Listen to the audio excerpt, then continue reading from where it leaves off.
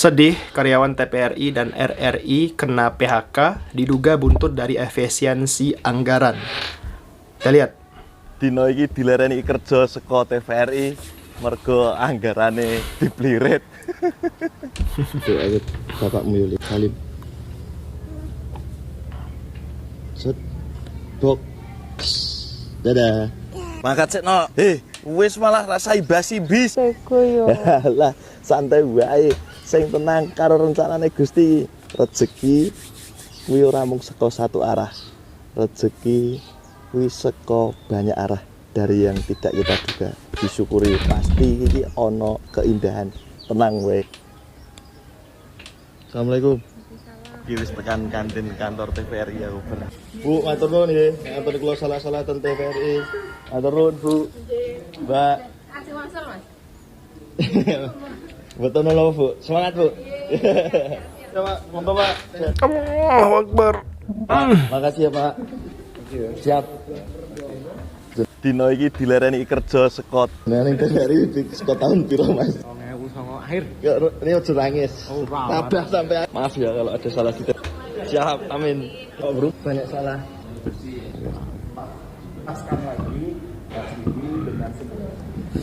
semangat Mas. Iya. Oke. Amin. Sementara ya. Amin. Matur subhanahu. Nah, ning TVRI Untuk Bapak Presiden,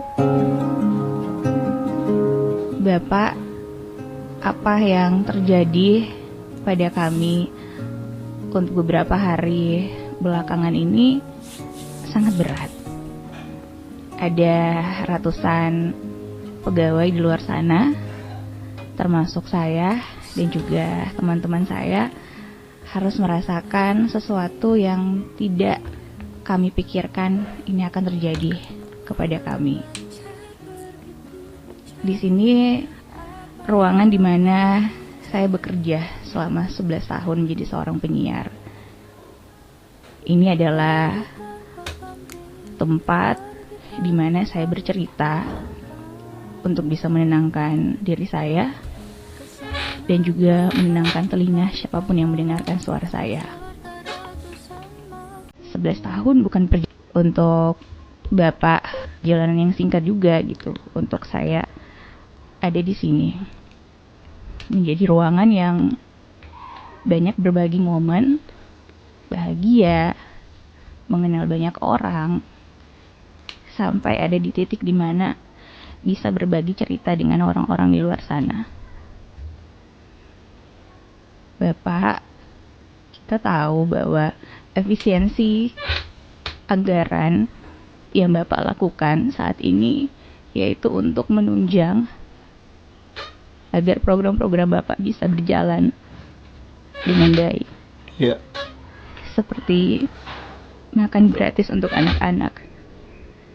Tapi sudahkah Bapak berpikir bahwa ketika pagi hari Bapak berhasil memberikan makanan gratis dan bergizi untuk anak-anak, tapi ketika jalanan yang singkat juga gitu untuk mereka pulang ke rumah, mereka dapati orang tua mereka tidak bisa memberikan makan siang dan juga makan malam yang layak, karena ternyata orang tua mereka harus di PHK, harus dirumahkan karena efisiensi yang telah Bapak lakukan. Lalu menurut Bapak, di mana letak yang Bapak bilang bahwa Bapak mencintai rakyat Bapak? Jadi hari ini ya, anggaran dipangkas, RRI PHK massal karyawan kontrak. Ini akibat korupsi di mana-mana ya. Yang kaya makin kaya akibat efek dari korupsi yang mereka lakukan. Ada juga masyarakat yang diputus hubungan kerjanya di PHK.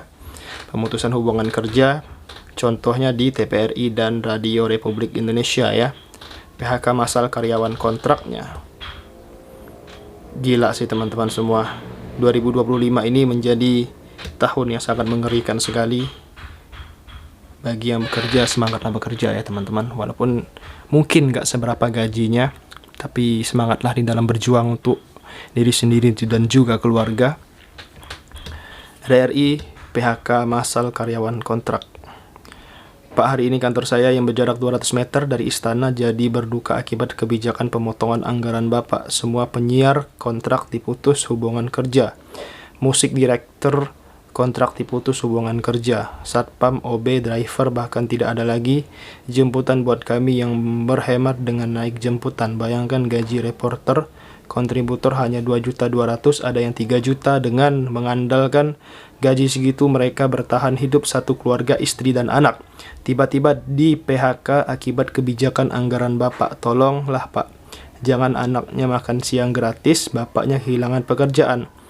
Apa iya dengan begitu anak bisa lebih cerdas? Tolonglah Pak, kasihan teman-teman saya. Tolong pikirkan lagi obsesi program makan siang gratis Bapak. Apa Bapak pikir anak akan bisa menikmati makan gratisnya saat tahu bapaknya kehilangan pekerjaan karena makan gratisnya? Tolong Pak, tolong. Pendengar RRI menindaklanjuti kebijakan pemerintah tentang efisiensi anggaran terhitung mulai hari Senin tanggal 10 bulan 2 2025. Siaran Pro 4 RRI Semarang bisa didengarkan melalui streaming atau RRI digital. Untuk sementara pemancar AM 801 dan FM 202 88,2 MHz dinonaktifkan. Terima kasih. Kok sedih ya? Kita lihat dari Lambe Turah ya teman-teman. Karyawan di PHK, tapi lantik si dia jadi staf susmenhan, di mana efisiensinya?